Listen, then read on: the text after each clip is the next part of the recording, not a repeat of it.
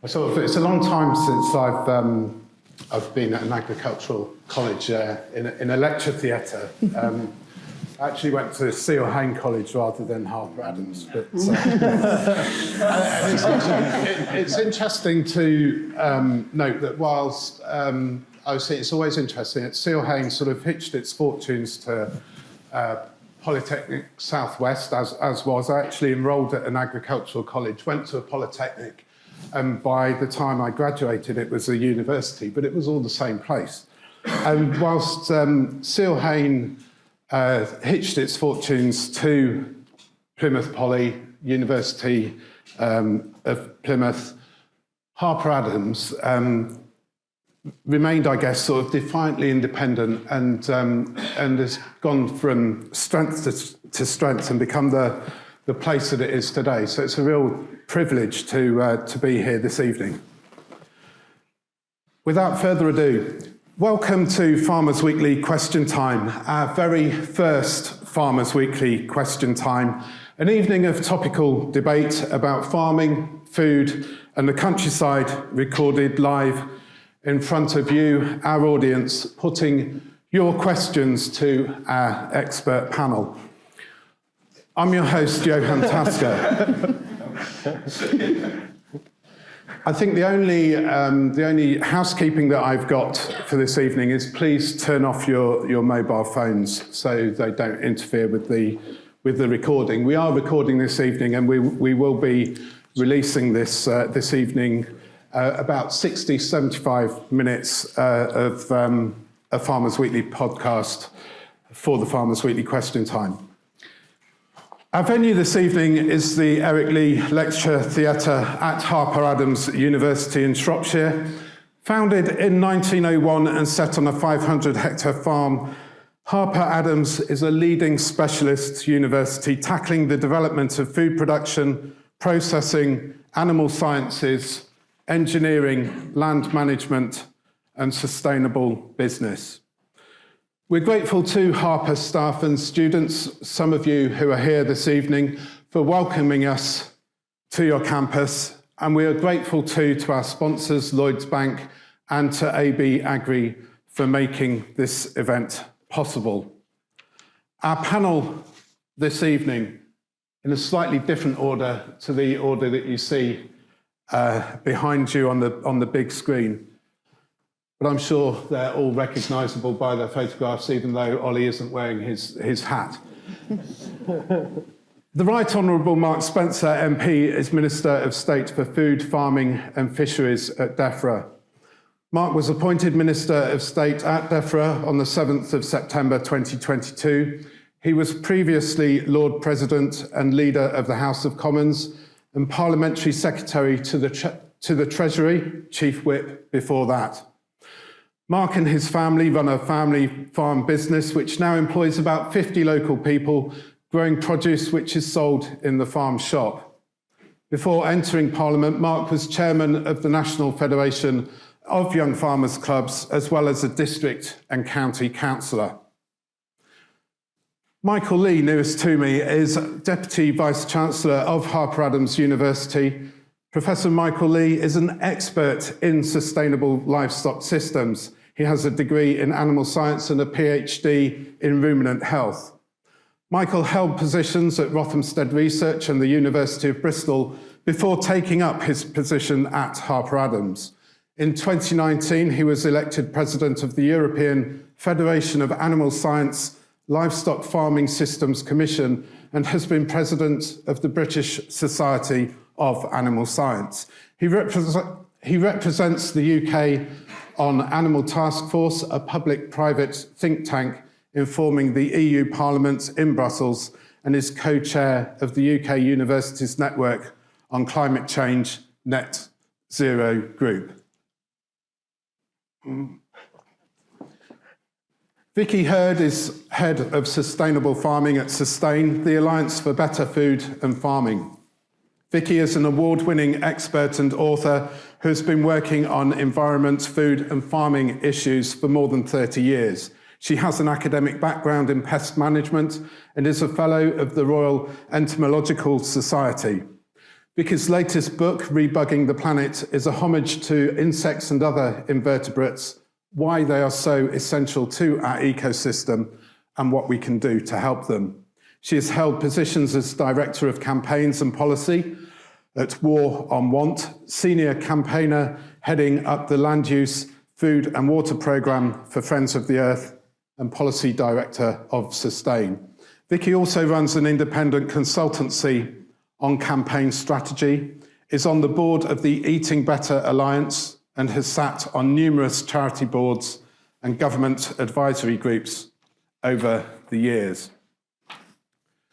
Finally, last but by no means least, Olly Harrison is a Merseyside arable farmer and agricultural YouTube influencer. Olly farms 950 acres on the urban fringe near Liverpool. He farms a mix of owned, tenanted and share farmed ground, along with some contracting. Cropping includes winter wheat, malting barley, oilseed rape and beans, all of which is direct drilled. Olly also rents out office accommodation in converted barns that used to house cattle, and he recycles tree waste into biomass and some composting. He represents the NFU Combinable Crops Board on the Red Tractor Crops and Sugar Beet Board. Olly also produces a video diary on YouTube, sharing his farming journey with the public. He has seen his followers grow considerably to more than 65,000 subscribers and has raised more than £10,000 for local charities, including the local Liverpool Air Ambulance. Ladies and gentlemen, can I ask you to give a big Harper Adams round of applause for our panel?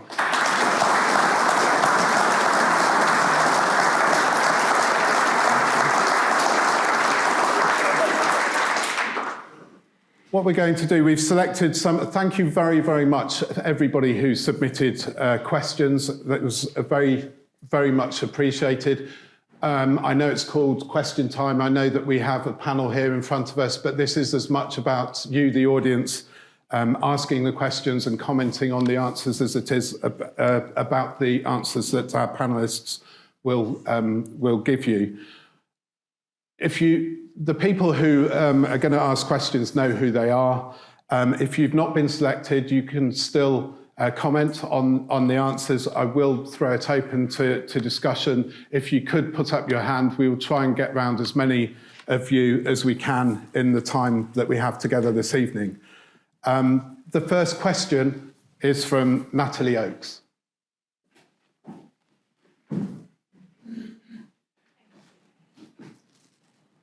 Okay, I'm Natalie Oakes from the Country Land and Business Association, and we wanted to ask, what is the best way to encourage more farmers to participate in the government's environmental land management scheme?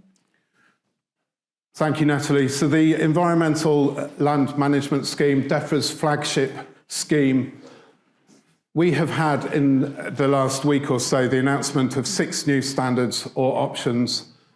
But what do we do to get more farmers to join? Mark Spencer. Yeah, good question. So that's my number one ambition. So I think the first thing we do is we increase the payments and make sure that they are credible and attractive to farmers. So we've done that. I think then we've got to make sure that those the schemes which we're launching are easy to understand, they're accessible and easy to engage with. And I think we've delivered on that. And that's not a coincidence. We've spent a lot of time dealing with doing pilots and talking to farmers directly, taking their direct feedback. And I think we've now in a place where we've got a system and a group of offers that people, a huge menu from which people can choose. And frankly, the way we now sell that is to go and evangelise about it. And that's not just the job of government. We, the government, need your help and support, which the CLA is doing a great job of informing people and other stakeholders as well. But, I think we need to now get stuck in and have that conversation with food producers. And I think we've got to try and take people on a journey and help them understand that we've got to go in a different direction. We've got a massive, massive global challenge with climate change and with the environment. We have to go in a direction that is more sustainable and produce food at the same time. And I think we can do that with these new schemes. I'm very keen to get out there and start and push them and encourage people to engage.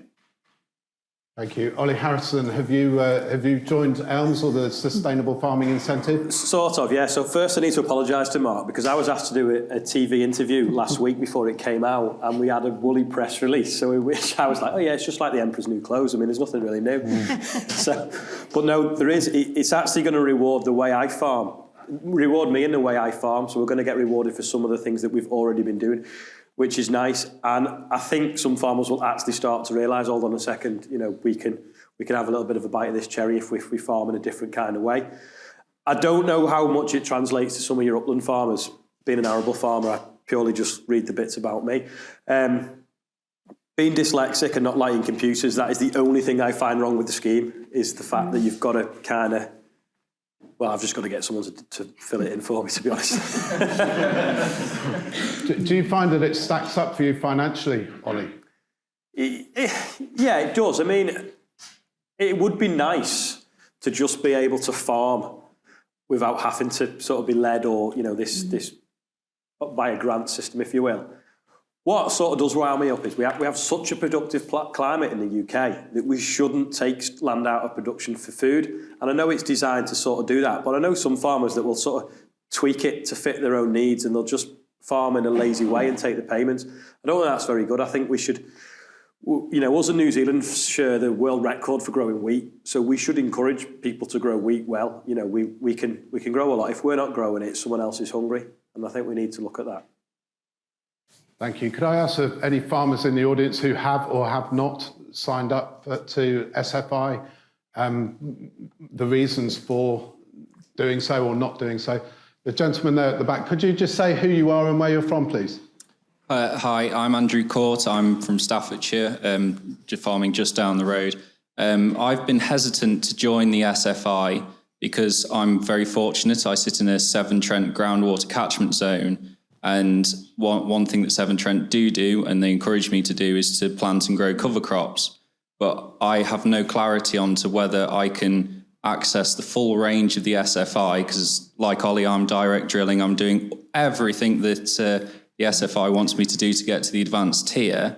But I don't know if I can actually go to the intermediary because I'm sourcing income for the cover crop planting constituent part from elsewhere. So would I be guilty of double dipping if I moved on to SFI, or would I be okay because it's only a constituent part, it's not the entire point of the intermediate level? So I think, number one, there will be other things that you'll be able to look at and be able to bolt that on as well and sort of engage with. And the one thing we've done, in the past, it used to be like 7 criteria that you had to meet in order to get to a level of payment. And instead of doing that, what we said is, here are the 7 scales. You can get paid for all 7 or just one of them or any combination in between. So it's possible to stack these things and get to a place where you should be able to engage with that. And some of the practices that you're talking about, in terms of cover crops and soil management are a big part of that SFI programme. So I sincerely encourage you to go and take another look at it and engage. Anybody else in the audience? Gentleman there, just say who you are and where you're from, please. Thank you. Richard Yates from Bridge North. Minister, I've been farming that way, agri-environment schemes, since the last century. And I don't think your schemes recognise that and prohibit me from entering them, I must say. Michael Gove said that you needed 70% of the area in agri-environment schemes for it to be a success. Will you even do 17? So I think we will. I think we'll do a lot better than that. And I'm surprised. If you've been farming that way, why wouldn't you embrace the schemes and get paid for what you're already doing? We already are, yeah. So you're already being paid? Yes. So you're one of the 17% already? Yes, because I've been farming in HLS and Yeah. stewardship for the last 25 years. So why don't you think your neighbours will do the same as you? Are they all daft? I hope they will. I think that's the way to be going forward, but there is such concern that the money isn't enough. At the end of the day, the money isn't enough. But it's enough for you? Well, I'm already farming that way, yes. Well, so I would say to you, my experience of meeting farmers is you can't get out of bed at 6 o'clock every morning and look after the countryside and not want to leave that in a better place than you found it. And make sure that bit of countryside that you have the privilege of representing and tendering for your whole life, farmers want to leave it in a better place and they found it. That is fundamentally the fact that I find with farmers when I engage with them. And I think I'm pushing it an open door, honestly. I think lots of people think like you, and I think we'll be in a much better place because I think farmers want to do the right thing. I just anecdotally, I had the privilege of my son allowing me to go and sit on a tractor and plough a field last year, which is quite rare. And while I was ploughing, there was a flock of lapwings landed right next to me. I haven't seen lapwings, I think, in Nottinghamshire for 20 years, probably. As a kid, they were there all the time. It's so satisfying to see some of those things happen. You didn't plough the nest under, did you?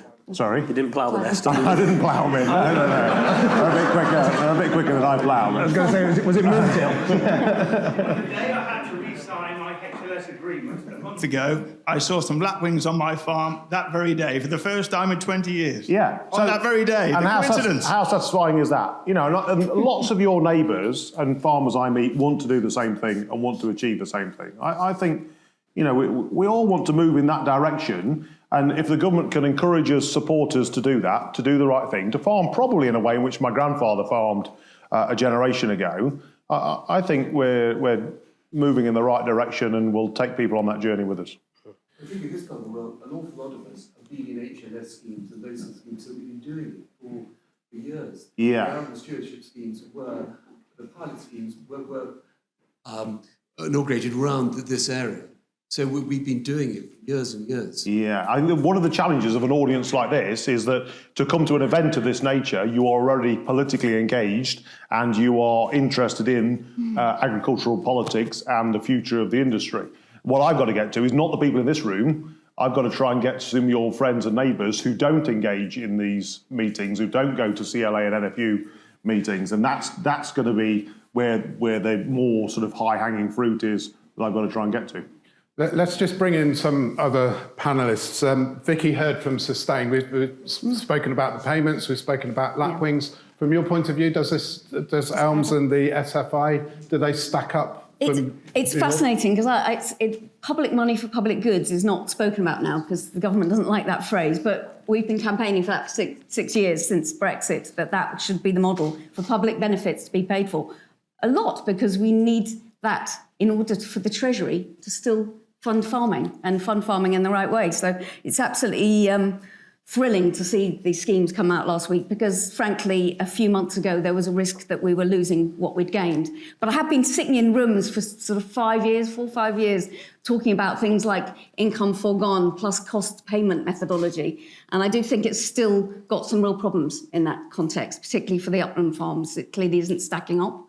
And that, recognising the value of an environmental good differently in different parts of the country is clearly something you're going to have to review, I think. It's going to have to be looked at. But I think it's so much there that farmers can get stuck into. But I think one of the other things that needs to happen is that you need to have training and advice and demonstration funded better. Really affordable, ideally free funding, training and advice so farmers who aren't in this room, as you say, can actually get excited about it, look at the figures, understand what's required of them and start on the ladder of involvement. Because without that, I think it'd be very hard. And farmers can naturally sort of do the thing they've always done because it's safe. You need to de-risk it. And de-risking it through Elms is a great idea, but it's got to work. And training will help do that, I think. Just quickly, the gentleman, say who you are and where you're from. Alan Morrington. I think we've got to remember that a lot of the previous speakers, gentleman sitting next to me, gentleman across there, have been doing these schemes. And they've actually done it out of the goodness of their heart. But we've got to get to the fact that farmers need to be rewarded for the time and effort they put in both to their producing food and also producing nice environment. And I feel that at the moment that principle's forgotten. I actually don't think it is. I think it's really embracing the idea that you can produce food and nature and climate action at the same time. And we've got to do that.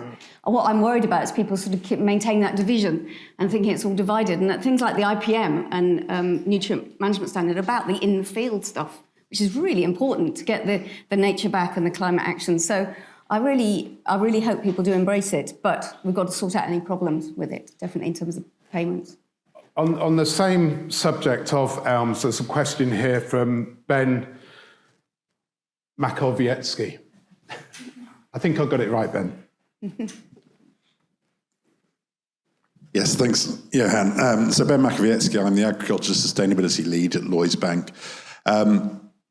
So how can the outcomes and therefore the value of elms be measured without any baselining taking place prior to the schemes? And if baselining does happen, who should pay for it? Mark. So I think there's a lot of work going on in Defra looking at how we're going to measure carbon and how we're going to make sure we have a level playing field. I think that work is to come. But what we do know is if we are doing some of the things that we're talking about doing in terms of extra tree planting, and we have a positive impact on carbon in that we're sequestering more carbon through trees, but also in terms of the biodiversity, if we can increase insect populations and therefore bird populations, that has to be good for nature at the same time. And that's some of the rewarding stuff that I think we that we all want to engage with. And how do you know you've increased it if you don't know where you are? Yeah, so I think that is a fair question. I think we will know we've improved it, but we won't be able to measure that from, if you like, from this start point. But I think we can't wait to have a measurement system in place in terms of carbon sequestration. We've got to get on this journey now, and then we can worry about the progress we've made at some point in the future. Because I think the interesting question is when it comes to that sort of carbon trading and other people wanting to engage in that and trying to get the private sector to pay for some of this good as well as the taxpayer. And I think that's where it gets really interesting. But we are not in a position to be able to do that at this stage. Thank you. Professor Michael Lee, Ben, fantastic question. And as a scientist, I'd like to have a level starting point to understand exactly where we are. And as a scientific experiment, that's exactly what you would do. But of course, we don't live in a scientific experiment. We live in a very, very complex environment with very different types of farms and environments. So I'll come on to that point because I think it's a really, really important point. And I totally agree. We have to get to a baseline. It won't be a perfect baseline, but we certainly have to get that. And that has to be the starting point of any scheme. And possibly, maybe some of the work that's happening in Wales might have been different in terms of England. Let's be clear that the conversion from the Common Agricultural Policy and basic payment schemes, which rewarded land ownership and food production, to a scheme which is going to reward environmental stewardship, custodian of land, and producing high quality nutritious food at one with nature, was never going to be an easy transition. And anyone who thought it would be then is naive to an extreme. We are certainly moving in the correct direction, I believe, with elms. Rewarding farmers who are doing fantastic work to improve the environment as the custodians of that land. What we need, of course, is better understanding within the citizens of this country about what's already happening and best practice. And to understand, of course, where their taxes are going into rewarding the outcomes of that hard work. And of course, then it makes it easier in terms of that payment because the citizens fully understand what's happening. To go back to the question about baseline, absolutely critical. And it's phenomenally complex for the farming community at the moment with so many different tools, carbon auditing, biodiversity metrics and indicators. I would have much preferred to have a starting point where we have some support, potentially from government, around common baseline metrics and tools that we can use so we can all get behind those. But there is a phenomenal amount of work that's happening in research farms and in demonstration farms particularly to work out where that baseline is and then how we build on that and how each intervention will improve. But of course, each intervention will work differently in different parts of the country based on soil type, meteorological conditions, topography. So it's phenomenally complicated. But we've got to use, I believe, a network of demonstration farms that can test bed and track that, and then the farming community within their environ can go back and see that. I think we call it extension. Thank you. I'm going to leave Elms there. We've got a lot to get through if we can this evening. Our second question, Simon Dutton. Right, will trade deals with other countries be good or bad for the sustainability of UK agriculture? Will trade deals with other countries be good or bad for the sustainability of UK agriculture? Vicki Hird. Thank you. Well, we've been quite sustained, and a lot of our members, we're an alliance of 110 organisations, very vocal about our concern about this. We think the answer so far is definitely no, not good for our farmers, not good for our environment, not good for our consumers. And we were in the most unholy alliance about 3 years ago, working with everybody from the NFU, CLA, everybody was saying the same thing. We've got to have a proper trade policy which really establishes the core standards that we will fight for within negotiations. And we're still fighting for that, but we've got the Australia and New Zealand deal done. And I think there could be a real risk to elms, to our food standards and safety, to the understanding of consumers. What we need is for consumers to be supporting UK farmers and then their local farmers and having that connection and understanding where food comes from, why. Very difficult if you've got more and more food coming from overseas and potentially more highly processed. One of the risks we saw from the Australia deal was greater imports of highly sugared food. And we know we need to reduce consumption of, not get rid of it, but reduce consumption of sugary, high-fat and salty foods. So, you know, it's a obesity epidemic we have. So things like that we were really worried about. But I think it, you know, potentially really undermines farmers' good work here. For instance, in the issue, we've done several reports called Toxic Trade, which is examining in great detail the difference in pesticide regulations between our regulations and those countries we're about to do deals with. And there is vast, you know, massive blue water between our regulations, most of them coming from Europe, but they were good regulations based on sound precautionary science and precautionary principles. And we're going to be riding roughshod over that with produce coming in with more residues of banned product potentially, but also produce where farmers have been using different and higher levels of chemicals. So, you know, we're really, really worried about that. And right now we're facing the CPTPP, which is the Trans-Pacific Trade Partnership Agreement, when we haven't had anything on paper in terms of how it's going to affect farmers. And the Trade and Agriculture Commission, which has been set up by the government to actually examine all these trade deals, they haven't been I haven't seen anything from them yet. There's no report for me to look at to see where the experts and the farming industry is saying there's a risk. But even if the Trade and Agriculture Commission does say there's a risk, these deals are still going through. So I think there's a really big problem there, as highlighted by George Eustace a few weeks ago. We'll come back to that in a minute. But can I just ask the audience, who thinks that trade deals with other countries will be good for the sustainability of UK agriculture? There's a couple.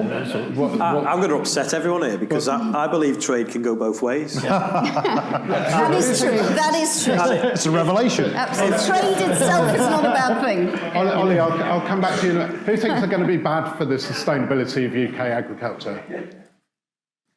So not everybody, but the vast majority of people think that trade Who deals thinks that UK agriculture is the best in the world? Right, well, why can't we sell the rest of the world our produce? Yeah, absolutely. Simple, isn't it? I'm going to ask Olly not to do the minister's job for him, but Mark Spencer, I mean, not exactly your predecessor, or not directly, but George Eustace was saying that he felt, as a now backbencher, that he was able to say that we'd given too much away to Australia. I don't understand those comments, actually. I mean, obviously, I was chief whip at the time. I was stood between him and Liz Truss when they were having that battle. And, you know, I think they came to a very good deal. I think, you know, as Olly's indicated, this is not a one-way street. This is a two-way street. It's a huge opportunity for UK agriculture to start and move some of our goods around the world and to celebrate all that we know is good about UK agriculture. We've just signed a deal on pesticides in Montreal to agree to reduce pesticide usage globally. That is because global consumers of food recognise that they want to have better quality food that is using less pesticides. We are way ahead of that curve compared to the rest of the world. We're way down that journey. UK food is some of the safest, best quality food anywhere produced on this globe. We should be enormously proud of it. We should be pushing it like mad all over the world. And when it comes to the Australia-New Zealand deal, let me give you an example of that. There's a massive market in Asia for UK-produced lamb. There's also a massive market in Asia for New Zealand-produced lamb. So instead of going head-to-head with them, why don't we just get together with the New Zealand lamb producers and say, right, we can supply that market together. We can work with you. To supply that market, let's do a deal. We can go into a country. Your seasonality is exactly the opposite to our seasonality. We can cooperate. We can supply that market 100% of the time with top quality lamb between New Zealand and the UK. And I think building those relationships, you don't do that by not trading with them. You build those relationships by trading with them. And I think Australia and New Zealand is a huge step on building that cooperation and relationship on that journey. Is that AHDB's job then? So I think AHDB have definitely got a role to play because it does need us to coordinate better than we have in the past. And our difficulty is, as a nation, we've always been net food importers.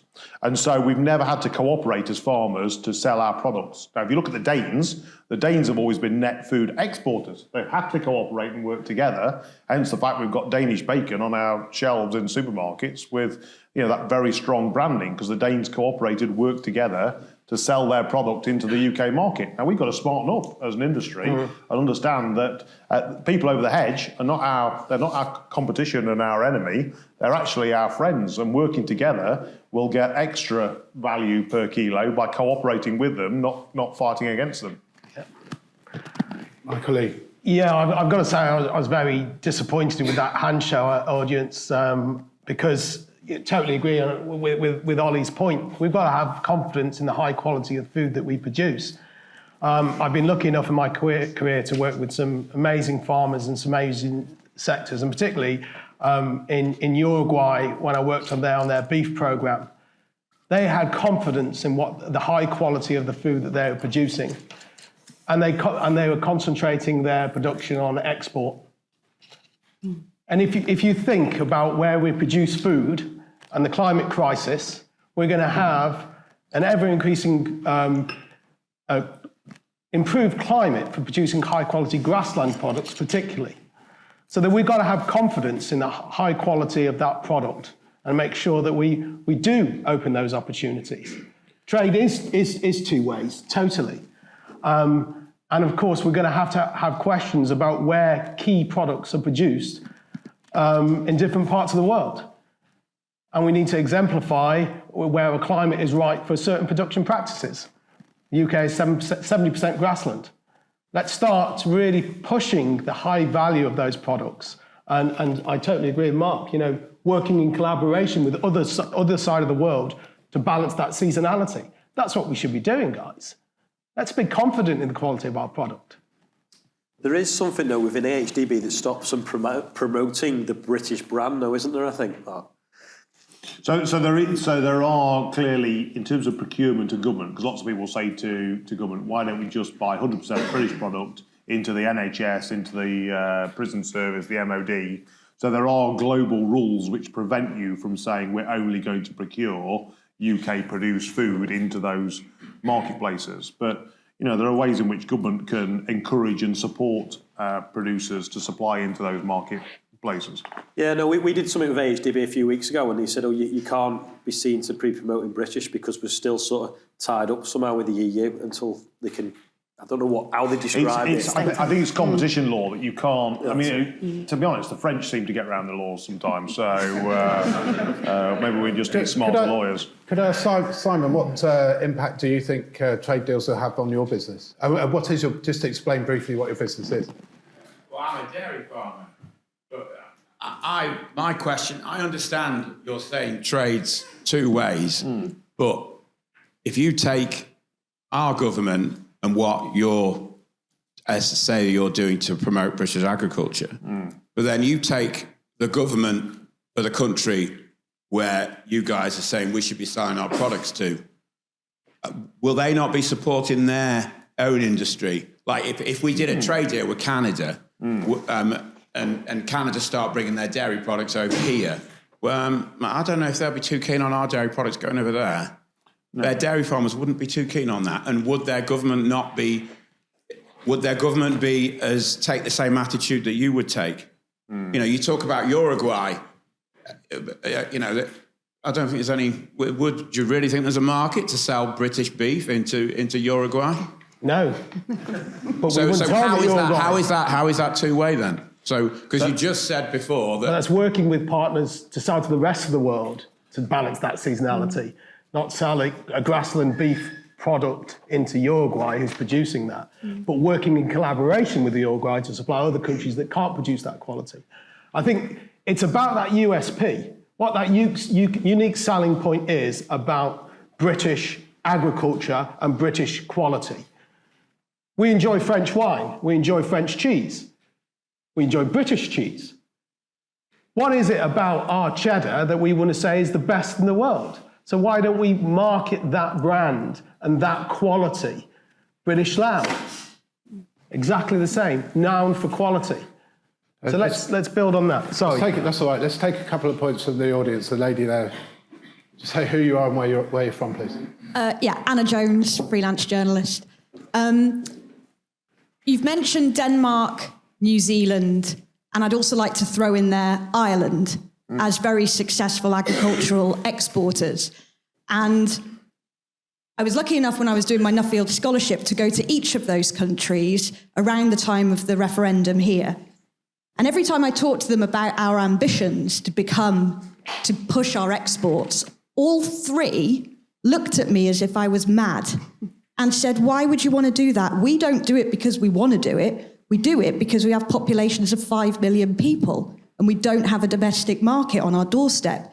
You guys don't have to do this. You have a massive domestic market, 68 million people on our doorstep. Feed them. If we had that, we'd be feeding them, not exporting around the world. So when we're trying to compare ourselves to these big boys, are we actually comparing apples and pears or whatever the phrase is? That's my question. Thanks, Anna. Can I take a point from the gentleman on the row behind, and then the chap at the back or towards the back? Just say who you are and where you're from, sir. My name is Richard Gosney. I'm recently retired. I used to run Wales's biggest cooperative, looking after 8,000 farmers. It seems to me 2 points. One is I've been to New Zealand and seen abattoirs over there, and the way that they handle their sheep leaves us in the Stone Age. They cut the sheep up accurately. They grade them for what market. If we're going to take them on, we've got to be better than them before we start, and we're not. The produce might be as good, but the marketing and the way we market is appalling, I think. The other thing is, I wonder how much, with all these talks of trade deals, political expediency comes into it. I have a horrible feeling that agriculture is way behind in the pecking order of voices, and I can't see Mark's colleagues representing people in the finance sector and other big hitters saying, okay, we'll give way for agriculture to come into the front seat. You go and trade with Australia and New Zealand, their prime industries are agriculture. We want to sell the other stuff. What are they going to give us in exchange? Agricultural products. I think you're on a losing foot and going to some of these weaker markets. And in terms of Canada with dairy, the Canadian dairy industry is ring-fenced. You can't get into it. I've also been to Canada and looked at agriculture over there. And when I was there was a big court case with a big American company trying to sneak into Canada with milk powder. And they denatured it, adding salt to it, and they got caught, and it was a multi-million-pound fine. I think we're delusional if we think we're at the top table yet. We've got an awful long way to go, and I think our farmers deserve better than the marketing stance that we have, and I think government needs to get off its backside and do more to help. Thank you. I'll let Mark reply to that in a minute, but just the chat. Thank you. The chat, one row, yeah. Please just say who you are and where you're from. Sorry, Andrew Court again. So in response to those comments, I also think that it's all very well to say that we could do partnerships, but it's not a level playing field throughout the world simply because of exchange rates and what's happening in the world markets. It's all very well to say, well, we could balance out the seasonality, but if it's cheaper to go somewhere else, what's the guarantee that the country we're supplying isn't going to go elsewhere? The next thing is, do we really need, we're talking about carbon and the environment and everything, is it right to be shipping in huge ships around the world all of this food rather than trying to keep it as close to home as possible? And thirdly, is it not best practice for the UK to only trade its surpluses for the other things that it needs in this country? I understand that as a consumer, the British food or palate is quite diverse, but we can only grow a percentage of that because of our climate. But surely it would make sense to feed the UK what we can, and then the excess should be what we trade with around the world.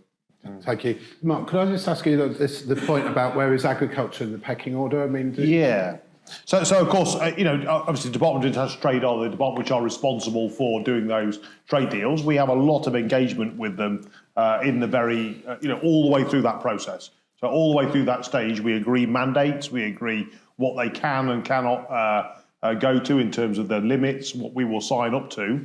And if they want to deviate from that mandate, they have to come back to Defra to get us to sign that off. Now, so far in CPTPP, we haven't had another conversation because they are working within their mandates that they have. We put very strict criteria in, which we will, which we would accept and which we wouldn't, and they're negotiating within those mandates. And I think that tells me that our friends around the world are up for a deal and they're willing to come to the table, and we should do the same. But I mean, when it comes to marketing as well,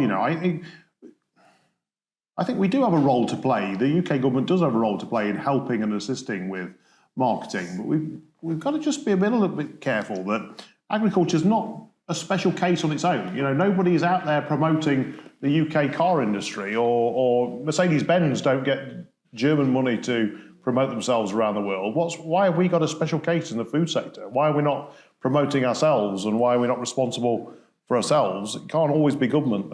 Government can open the doors, and government can certainly get ourselves into other trading systems, but we've got to walk through those doors. We've got to try and push those doors open ourselves as well. Thank you. I'm going to take another question. John Lysett.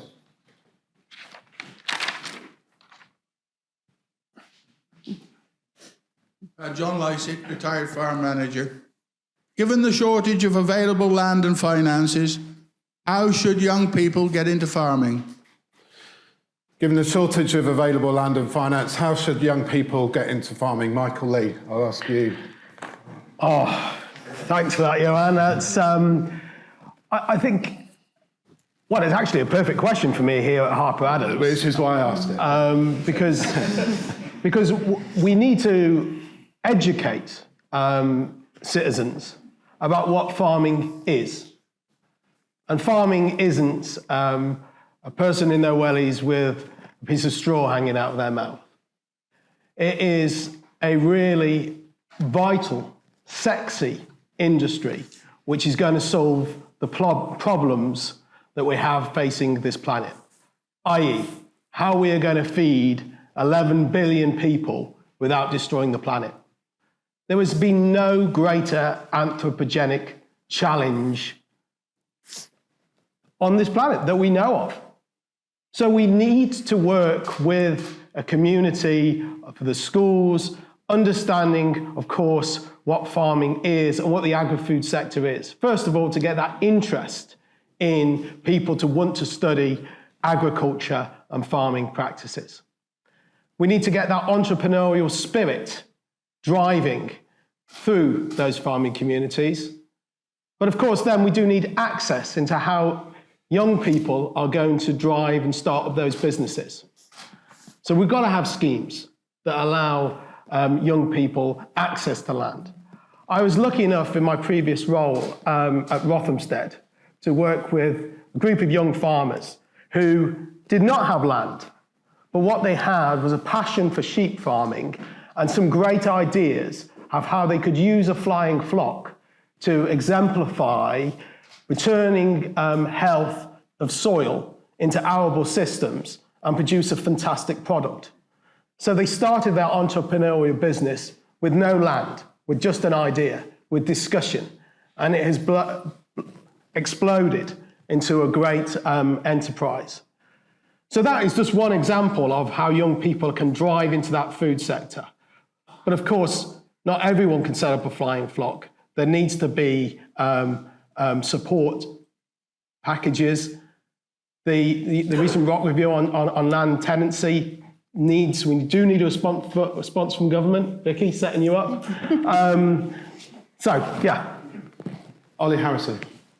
Yeah, I get asked this question quite a lot. And there's three ways. You're either born into it, which doesn't suit everyone.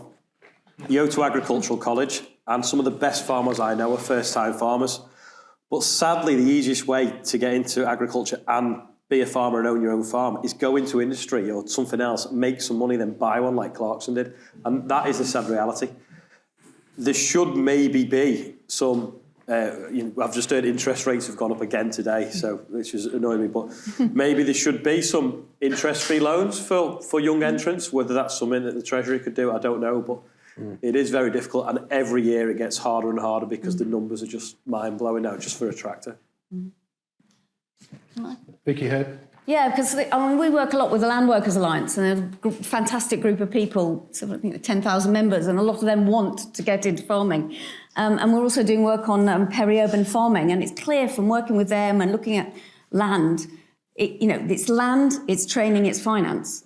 And the land issue, government could do. I think that's a great example, but also protecting the estate, the county farm estate that is being sold off right now by many councils because they haven't got the, they need the money, they need the cash from their assets, and they're selling off these assets which were designed to allow people to enter into farming and also to progress. You need small farms, medium-sized farms for farms to progress. It's not just about having a small bit of land. It's that whole thing. And having that there with local authorities sort of able to give that to people, not give it, but, get tenants and learn how to do it and exemplify sustainable farming techniques on that land is a really enormous asset. And ideally, the pilot that you're doing, which it's great you're doing a pilot at Defra on new entrants, but it's very much around entrepreneurship, which, as you said, is very important.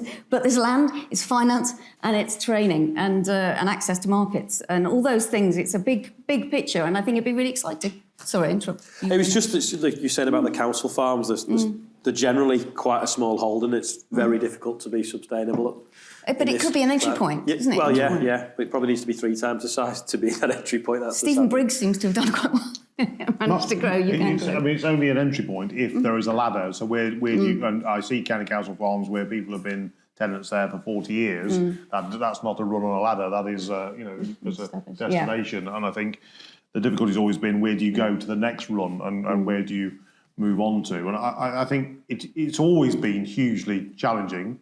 I think when my grandfather started in the 30s on his own, left the family farm and went to set up on his own, it was very difficult then, of course, because making a profit out of agriculture with no support was almost impossible. And he took a punt and was able to survive. It is a massive challenge to be able to get in. And I think, I've seen a few people do it over my lifetime, and I think, as you've identified, that's changed. So traditionally it was always dairy farming. You could get 10 cows together, start milk cows, and that's how you got on the ladder. I think then through my lifetime it became either free-range poultry or free-range pigs. And I think now flying flocks are the sort of fashion to get in.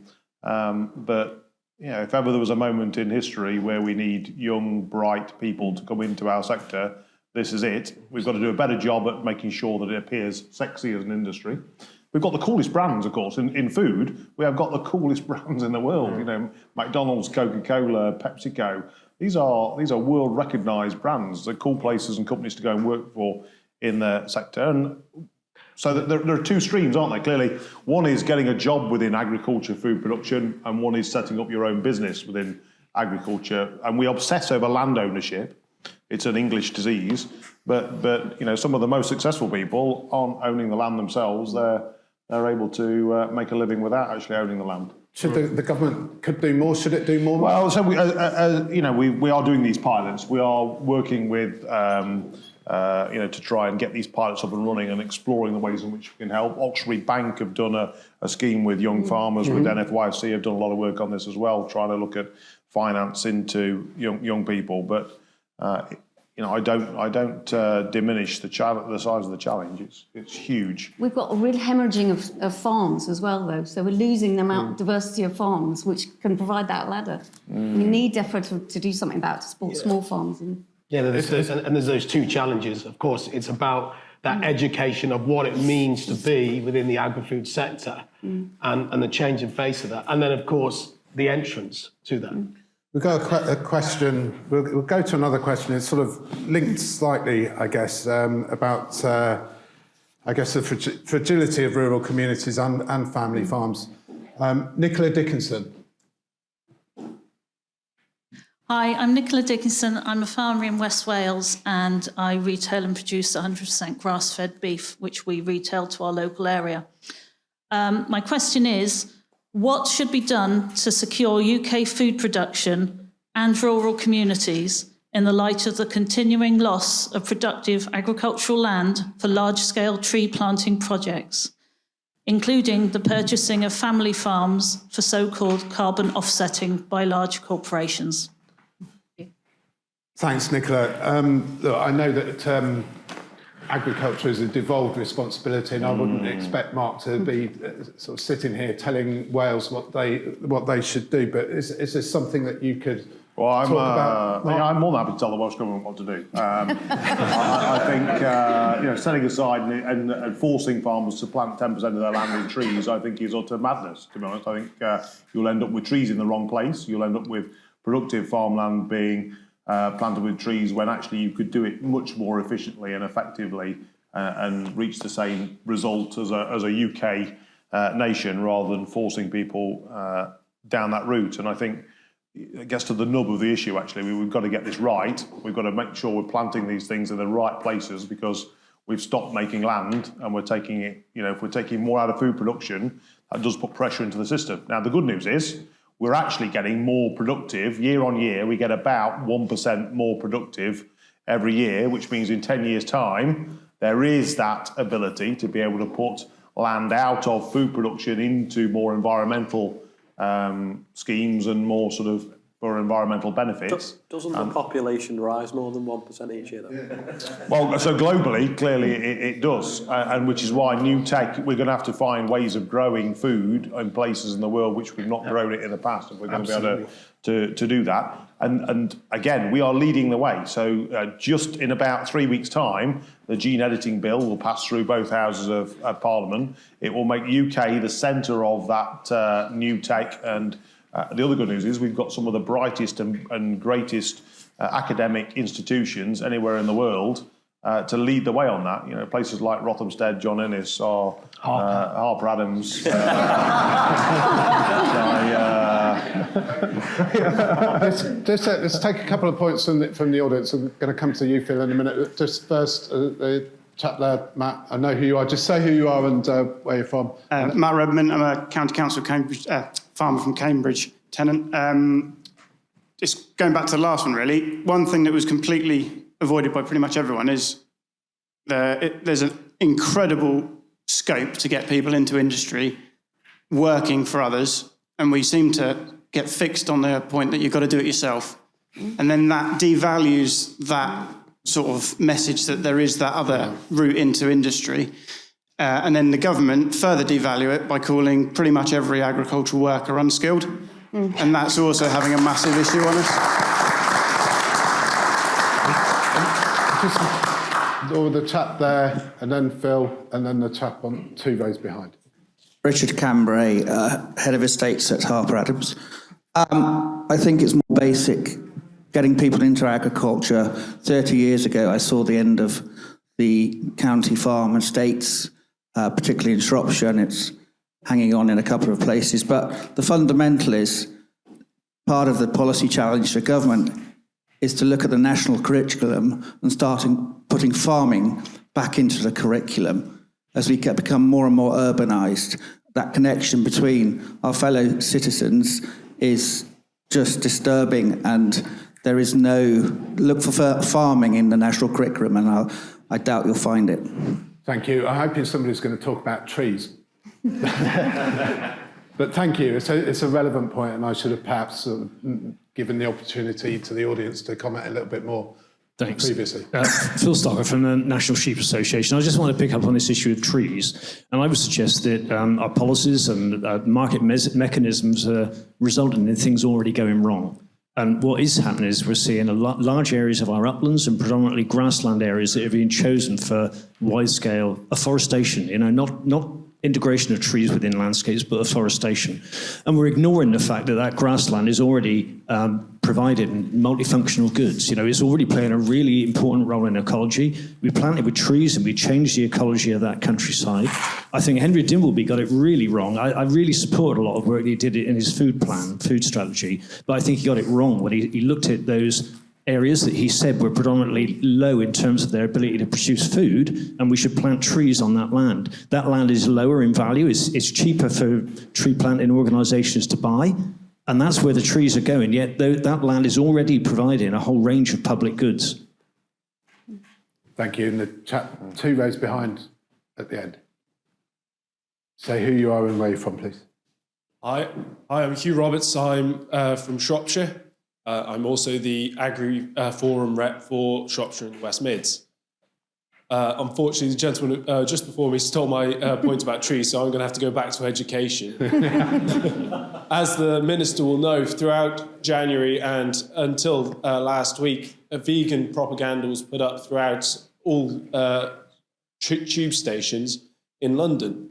This propaganda was putting forward information that wasn't telling the full story.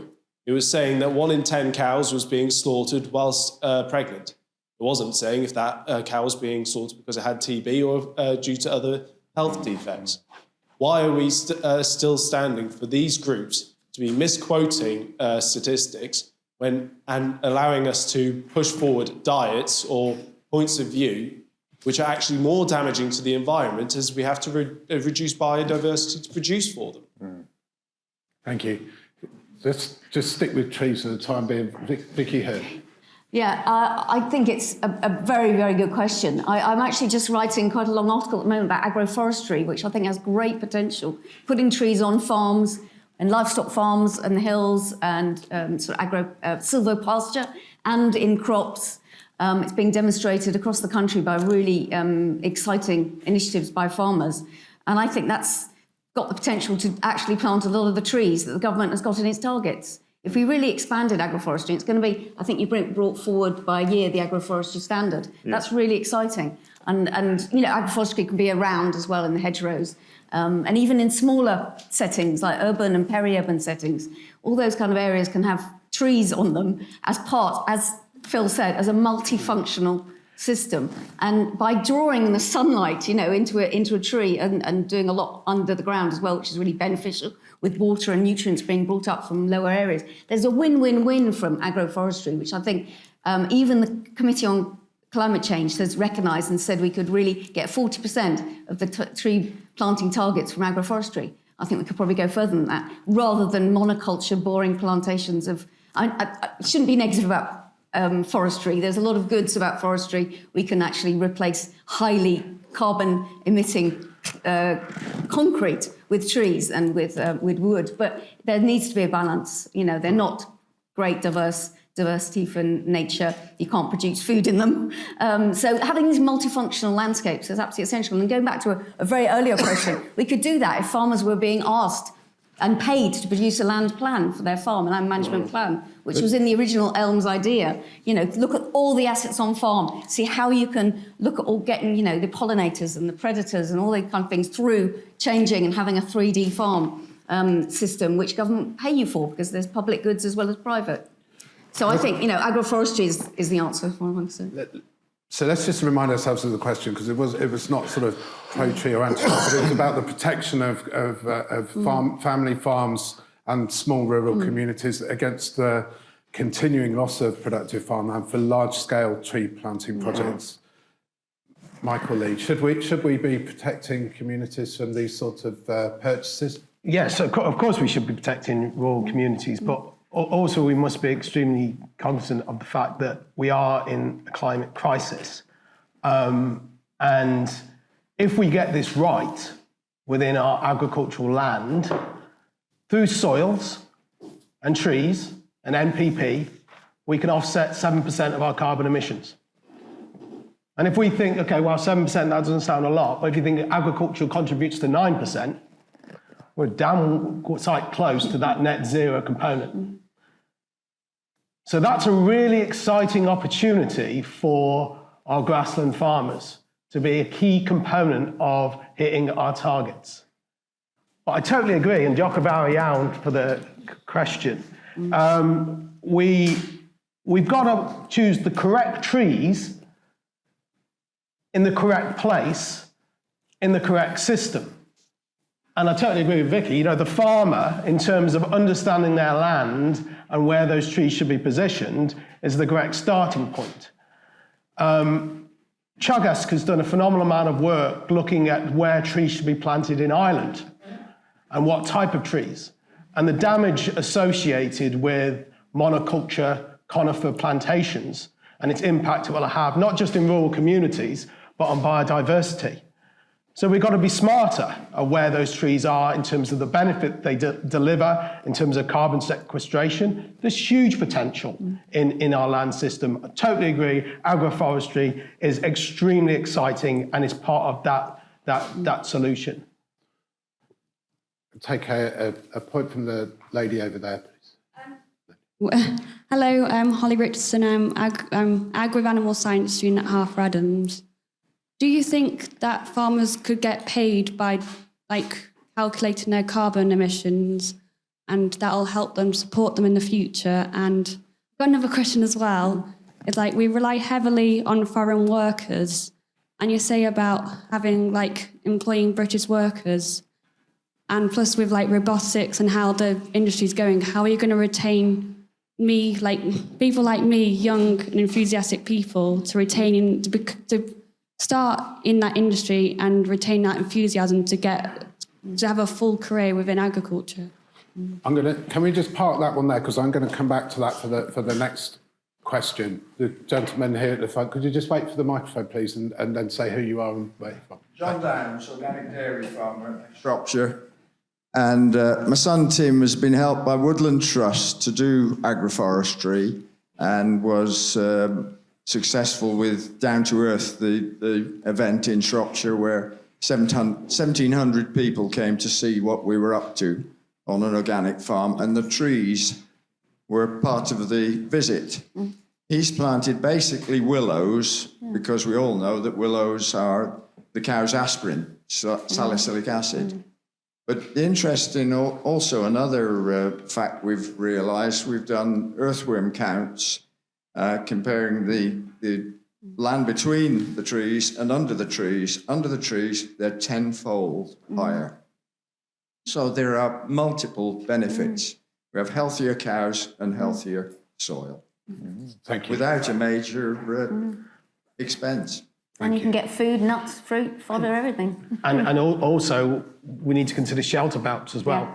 The other thing, we touched on it a minute ago with gene editing. Just quickly, Ollie, yeah? Yeah, give it 10 years, we'll be able to have wheat that'll fix more carbon than a tree, and it'll produce bread as well, and straw for your cows. We've got time for 2 more questions, but for the people that are going to be listening to this on the podcast, I'd just like to say that you're listening to the Farmers Weekly Question Time podcast with Farm Minister Mark Spencer, Professor Michael Lee from Harper Adams, Vicki Hird from Sustain, and Merseyside farmer Olly Harrison.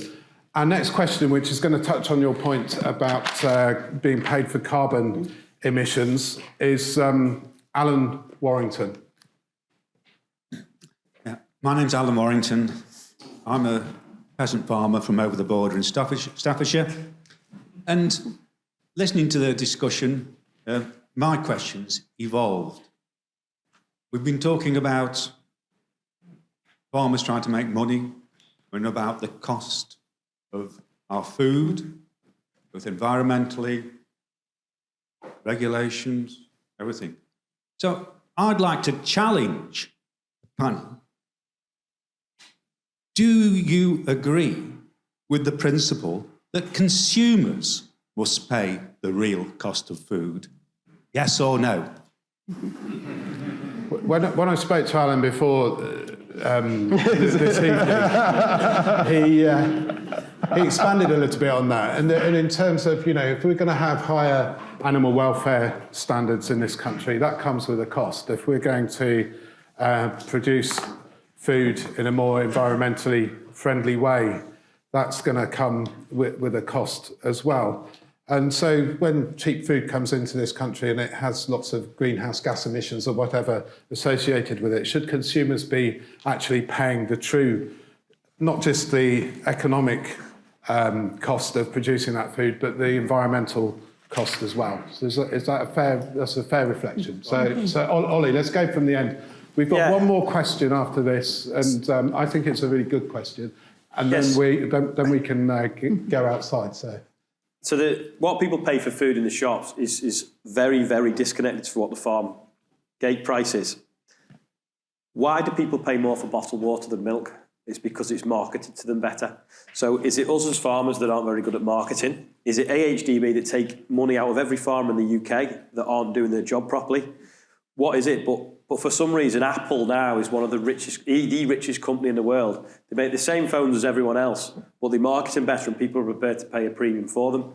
So I just think we're probably bad at marketing.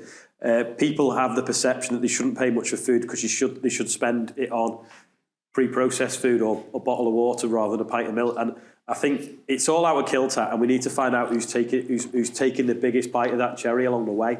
The supermarkets get a bit of stick for it, but in reality they work on a small margin. But what they do is they don't have fair trade UK food. So they know that someone somewhere, the farmer's being ripped off by the packer or whatever, but they're not doing anything about it. And that's what we need government to hold them to account for. Vicki Hird. Well, if anybody read the wonderful Farmers Weekly a few weeks ago, which had a fantastic spread on a report that we did called Unpicking Food Prices, it's exactly what we were trying to look at. Where does the money go that you spend on 5 everyday products? We looked at cheddar, apples, burgers, bread and carrots. And it was staggeringly tiny amounts that the farmer gets, 0.09p from a loaf profit from a loaf of bread. And the costs are there, the cost for the farmers and the cost for the processors, the cost for the retailers, all their staff and their central warehousing. In the middle between the farm gate price and where it is in the end, there's a huge extraction of wealth, if you like. And it's very cutthroat. As Ollie was saying, the supermarkets don't make much. They make most of their money on alcohol, processed foods, and through extracting bargains from their suppliers. And I know that because I work with the brands group, and we went to see the minister who's responsible for the grocery code adjudicator, and we know it's really hard for even the big brands to get what they need from the supermarkets. And we know farmers right now who are asking for cost price increases are getting them refused by the retailers. It's a cutthroat world. It's broken. Frankly, that's what our report showed, and the work was done, aggregated data from government and from industry, looking at where all the money goes and who makes profit. It was so staggering, and this was done by a professor of accountancy. It wasn't done by me, it was done by a real expert. So if you read that, you can see just where the customers aren't really anywhere connected, as Ollie was saying, to the true price of food. And I think one of the answers to that is regulation. Keep the grocery code adjudicator, which I'm sure Mark would agree with me on that, but it's space, the business department responsibility, but also bring in codes of practice for the rest of the supply chain to at least get a fair playing field for farmers in terms of the contract and negotiations on price. Can't dictate price, government won't dictate price, but that negotiation should be fair and the contract should be fair and written down, for instance. Sometimes contracts aren't written down. So there's lots of things about regulating the industry, but I think we need alternative routes to market. So farmers get closer to consumers and consumers can pay a decent amount, an affordable amount. We don't want them to pay for cheap food. and the farmer gets a fair deal because there's less being extracted in the middle or from offshore, accounts or, shareholders.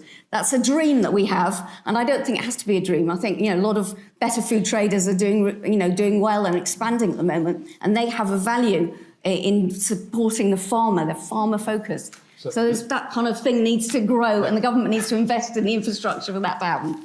Sorry. There's a lot of stuff there. There is. Sorry. I'm passionate. I'm trying to report. There's a lot the government could do to help. I appreciate that it's something that's very dear to your heart. And Mark Spencer, but should consumers pay the real cost of food? Do they pay the cost? Could you also respond to the point about the supermarket adjudicator? I've got a lot, actually, because I haven't responded to being triggered about the vegan militia that are active in London. So let me come to that as well at the end. So I think, number one, the grocery code adjudicator is the responsibility of BAYS, but in order to change that, they would have to come to Defra and seek approval from Defra to change anything to do with the grocery code adjudicator. We're never going to sign up to that.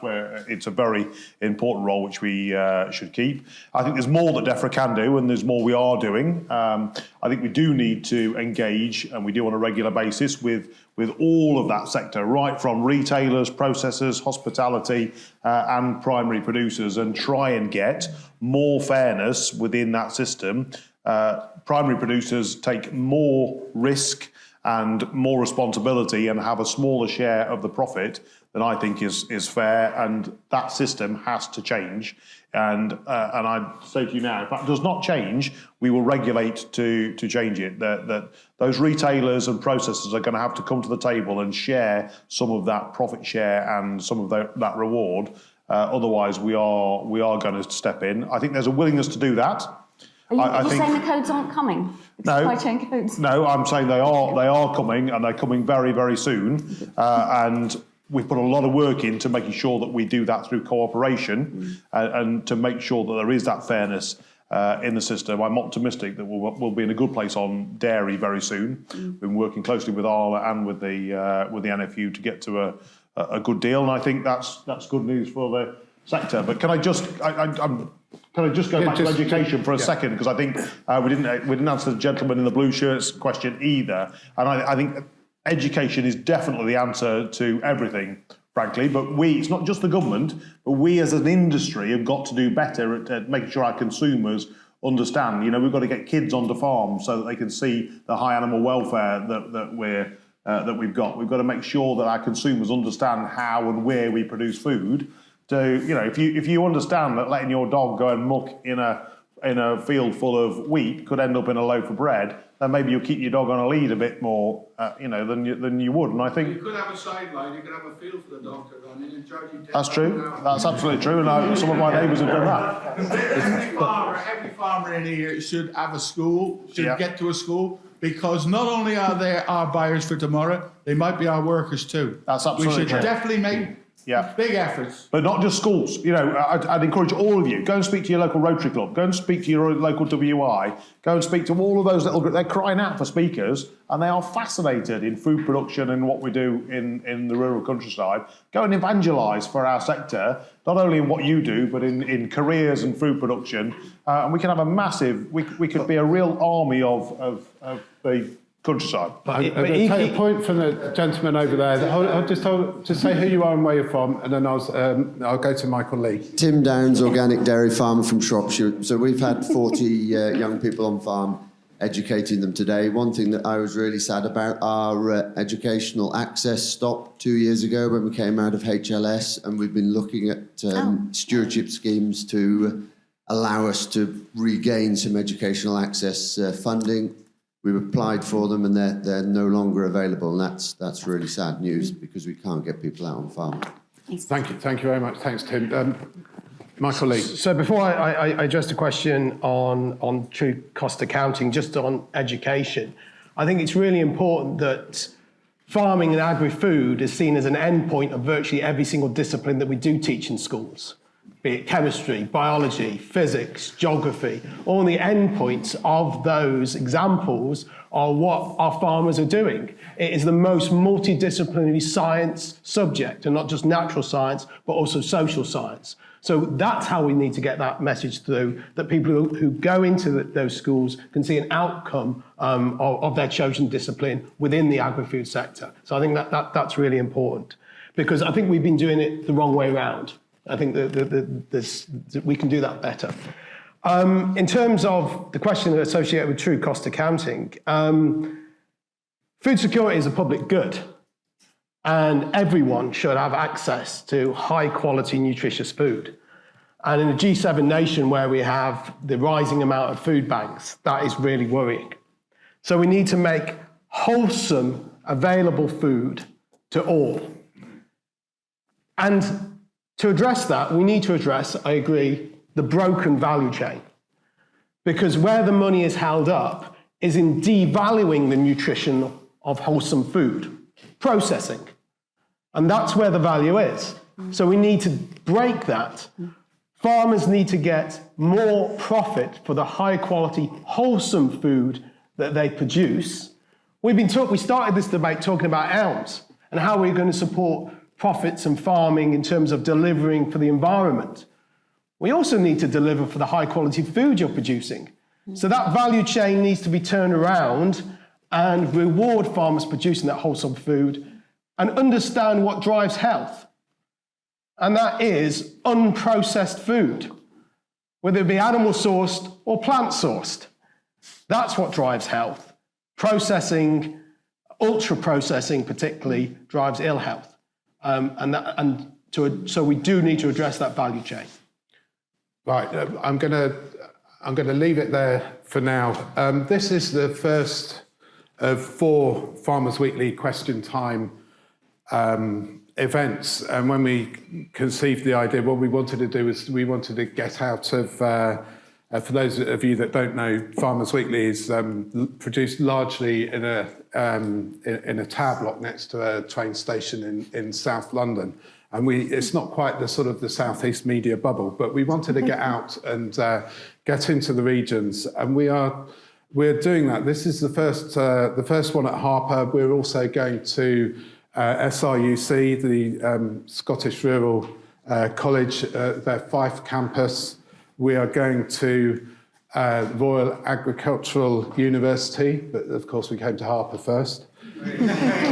And we're also going to the John Innes Centre at just outside Norwich. I don't expect any of you would like to attend all of those, but if you just so happen to be in the area of any of those events over the next sort of 3 months, or you would you know somebody who might like to attend, if you've had a good time this evening, you can you can visit the #FW Question Time hashtag on social media, or the website address is fwi.co.uk/question time, and that will give you all of the information. So that is available, as you probably know, because that is probably the way that you registered yourselves.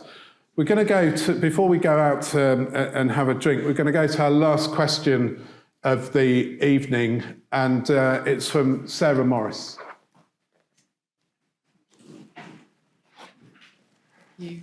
Hi, I'm Sarah Morris from Fieldmouse Research. Is Jeremy Clarkson still a good ambassador for British farming, or should he be cancelled? Is Jeremy Clarkson still a good ambassador for British farming, or should he be cancelled? I asked my 14-year-old son this question this morning, and he said he thinks Jeremy Clarkson's a good guy. And of course, a lot of people do, with Clarkson's Farm being a roaring success. Series 2 starting on February the 10th, so almost a week away. But this isn't an advert for his new TV series. He's also been, of course, accused of hate rhetoric in terms of his comments about Meghan Markle, dreaming of the day when she is made to parade naked through the streets. Of course, he later apologised and saying that he, in his typical Clarkson way, that he'd put his foot in it and he didn't actually mean it. I guess the point is of this question is that it's a double-edged sword, isn't it? He's done immense good in terms of raising the profile of British farming and showing it perhaps almost as it is, if not in a very Clarkson way. So, is he still a good ambassador for British farming, or should he be cancelled? Olly Harrison. Clarkson's made a living about being controversial. And when you're doing it for however many years he's been doing it, there's always going to be that line that you might sort of fall over or cross, which he obviously did and upset a lot of people. But you can't take it away from him. He makes very entertaining TV programmes, and he's done, I mean, it sounds bad, and a lot of people do say he's done more for UK agriculture than the NFU's done in the last 50 years. Not really sure if that's completely true, but he's definitely got people to understand what's going on farms. So I think all this media storm about it, don't forget, they've got a series coming out next week. The more they keep him on the top of Google, in the headlines, you don't know how much of it Amazon's whipping up anyway, do you, be in the background?